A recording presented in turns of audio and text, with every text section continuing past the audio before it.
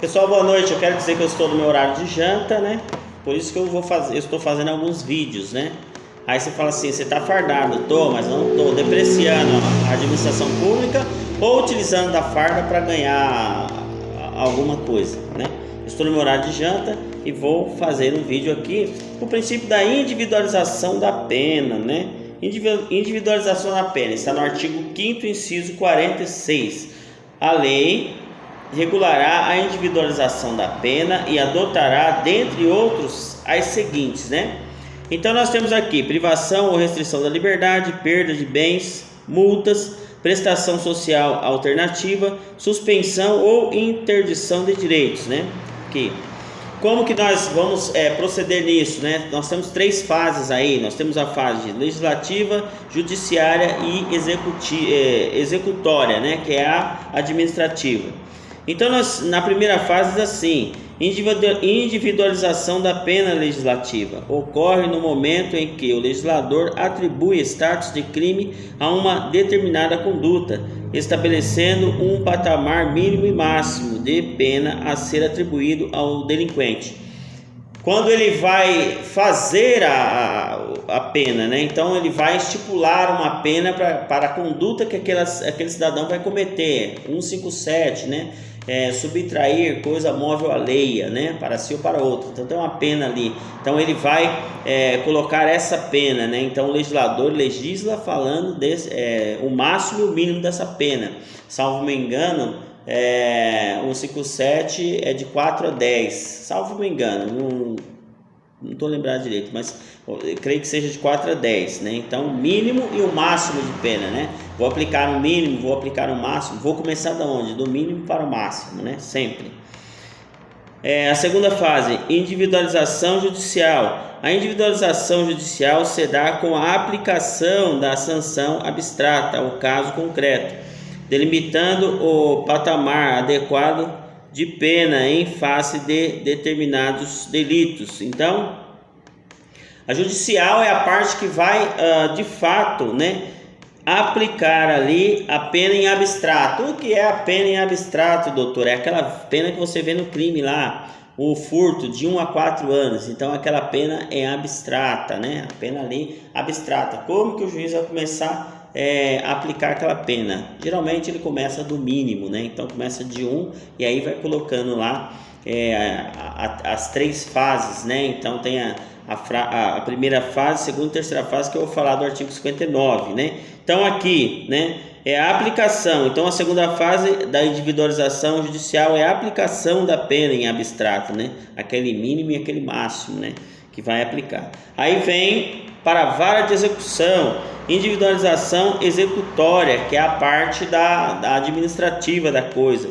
Refere-se à possibilidade que tem o juiz da vara de execução criminal de analisar em cada caso a situação de um determinado sentenciado, podendo desta forma dispor de maneira mais justa acerca de possíveis pedidos de benefício prisional, né? Tá lá na vara de execução, foi condenado na pena dele lá, de repente tem uma progressão de regime, o advogado pede a progressão de regime. Após a sentença, pessoal, quando ele começar a execução da pena, nós não estamos mais no juiz singular lá, né? Nós não estamos no juiz da causa mais, da primeira parte, né? Vamos lá, foi condenado, foi processado e julgado, condenado, trânsito em julgado, e aí ele vai para a vara de execução penal. Vara de execução penal tem um juiz, outro juiz, começa outro processo. O juiz de execução penal, aí nós vamos pedir os benefícios, né? Por isso que está falando aqui, a parte administrativa, os benefícios, progressão de regime, né? Um semiaberto, um aberto, aí ele cometeu uma falta grave, aí volta o regime para o regime fechado, aí nós vamos pedir tudo de novo, passado o tempo, né? Nós vamos pedir aí para ele pagar isso aí, né? Vamos supor, foi condenado, troca-se aí uma pena alternativa para ele, né? Então isso é a parte da execução. Então vara de execução penal, né? Então tem um processo aqui ordinário, processou-se, o juiz singular condenou lá, aí ele vai para a vara de execução. A vara de execução vem os benefícios, né? Pedir os benefícios que estão ali dentro do Código Penal, né? Na vara de execução, né? Aí nós olhamos aqui, fixação da pena base, né? Considera-se as circunstâncias judiciais contidas no artigo 59 do Código Penal, né? Individualização judicial, né? Judicial. Aí o artigo 59 é outra fase da aplicação dessa pena. Então nós somos 3 fases. Primeiro, as condições judiciais. Desculpa. As condições judiciais primeiro. Segundo, análise das causas agravante e atenuante, né? Circunstâncias que sempre aumentam ou diminuem a pena, mas que não podem ultrapassar os parâmetros mínimos e máximos, encontrando-se na parte geral do Código Penal. Então, olha lá, pode passar do mínimo no máximo? Não, a segunda fase. Então, a segunda fase o juiz vai computar de que forma? Vamos ver as atenuantes, as agravantes, né? Na segunda fase. Terceira fase, né? Análise da causas gerais e especiais de aumento e diminuição de pena, né? Aqui, circunstâncias que se encontram espalhadas pelo Código Penal e que podem ultrapassar os limites mínimos e máximos abstratamente combinados. Exemplo, tentativa, né? Então, na tentativa nós temos lá o mínimo, né?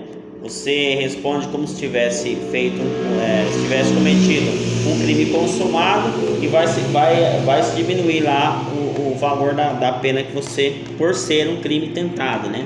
Crime tentado nós sabemos que você é uma circunstância alheia à vontade, né? Então inicia-se a execução por uma circunstância alheia à vontade do indivíduo, aquela pessoa é salva, torna-se aí um crime tentado, né? Não um crime consumado. Fixação da pena base, né? Aí o artigo 59 desse que nós estamos falando diz assim, artigo 59 do Código Penal: o juiz, atendendo à culpabilidade, aos antecedentes, à conduta social, à personalidade do agente, aos motivos, às circunstâncias e consequências do crime, bem como ao comportamento da vítima, estabelecerá, conforme seja necessário e suficiente para a reprovação e prevenção do crime. Então aqui está falando que forma vai ser aplicado, né? Então primeiro essa fase.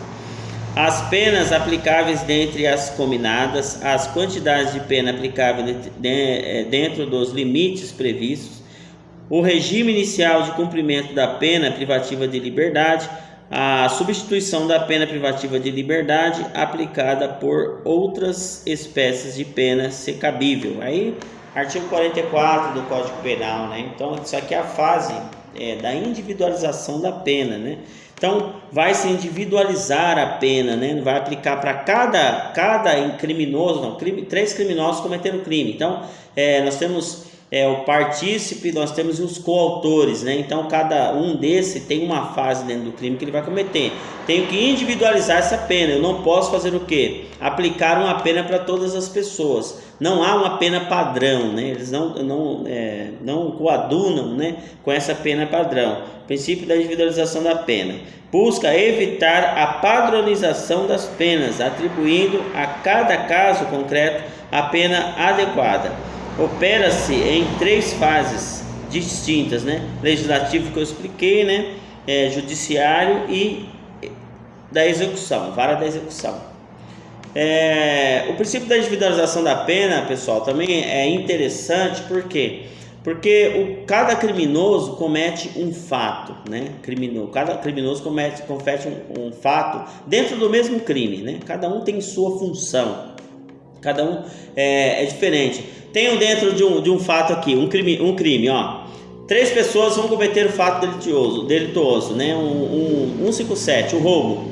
Um aponta a arma e fala assalto, o outro revista e tira as posses do bolso, e o outro fica apenas olhando para ver se a polícia vem. Aplica-se uma pena para cada pessoa por sua participação. Isso é individualização da pena, né? Nós vamos individualizar a pena a cada indivíduo, né? cada indivíduo participou de uma forma diferente. Tem assalto, o cidadão estava com a mão armada, o outro apenas pegou o dinheiro no bolso, né? E o outro ficou apenas observando se a polícia vinha. Então tem que ser individualizada, cada cidadão, cada indivíduo paga pelo crime que cometeu. Eu sou Robson Nogueira da Silva, sou do canal Direito à Vida.